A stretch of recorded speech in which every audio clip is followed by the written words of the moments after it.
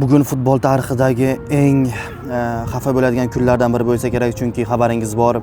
Ertalab Muhammad Saloh o'zining Instagram sahifasida Liverpooldan ketish haqidagi postni yukladi va ushbu postga juda ham ko'plab futbol muxlislari va mutaxassislari har xil fikrlarni bildiryapti. Ya'ni ba'zilari xafa bo'lyapti, yana ba'zilari xursand bo'lyapti. Ya'niki Muhammad Salohning muxlislari albatta xafa bo'lyapti va uning dushmanlari albatta xursand bo'lyapti.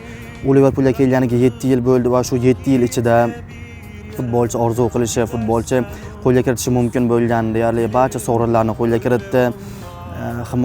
Hujumchi sifatida u APOLda 2 mavsumda oltin butsani qo'lga kiritdi.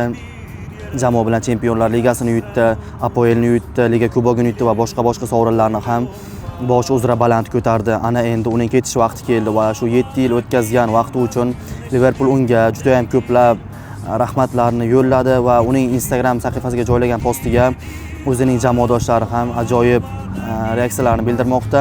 Ko'ramiz, u bu mavsum tugagandan keyin yoki MLSga yoki Saudiya futboliga yo'l oladi. U hozir 34 yoshda va menimcha yana 3-4 yil futbol o'ynab bersa kerak, ya'niki yaxshi formada to'p sura olsa kerak.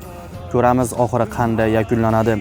Lekin shu mavsum tugagandan keyin, ya'ni yozda biz uning Anfield bilan xayrlashishini ko'ramiz. Siz nima deb o'ylaysiz? Muhammad Saloh to'g'ri ish qilyaptimi? Fikrlaringizni izohlarda yozib qoldiring va bizga obuna bo'ling. Xayr, sog', salomat bo'ling.